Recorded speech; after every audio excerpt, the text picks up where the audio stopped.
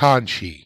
Kanshi is made of two kanji. The first, pronounced kan here, technically means Han, referring to the Han dynasty. More abstractly, it means what we consider China in general. But what we call China today is very different than it was during Japan's pre-modern period. So the pre-modern Japanese concept of China was different than ours. And the character pronounced shi in this example means poem, poetry, verse, etc.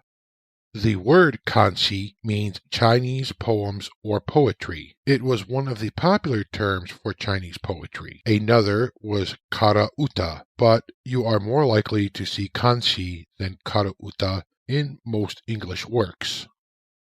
Kanshi was such a common term used for Chinese poetry, it got to the point that just using the shi part was enough for the literati to imply Kanshi.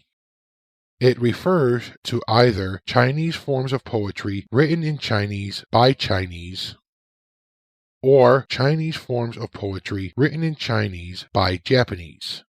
There are numerous forms of Chinese poems.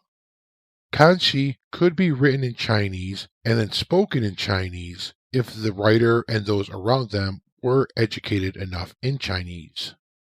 Or they could be written in Chinese, but when read out loud, spoken with Japanese pronunciation and grammar. The latter was more common, as even though intellectuals in pre-modern Japan were often trained to read and write Chinese, speaking Chinese was a skill that few of them acquired, especially outside the Buddhist clergy.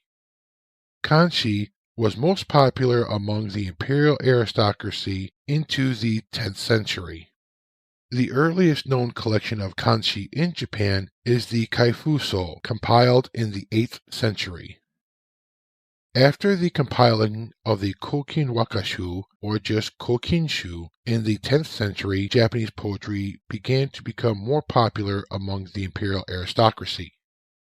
However, kanshi did not die out. They continued to be composed by imperial courtiers and aristocrats, members of the Buddhist clergy, especially in Gozan literature, Neo-Confucian scholars, other literati, and even warriors during what is often called the medieval age and through the Edo period.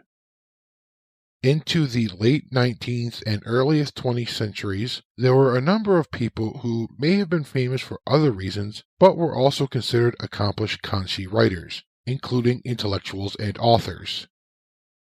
Today, kanshi are still composed by some, and there are those that might not create new kanshi, but recreate old kanshi, such as practitioners of calligraphy, and shigen, which tries to recreate the recitation of poetry in a traditional manner.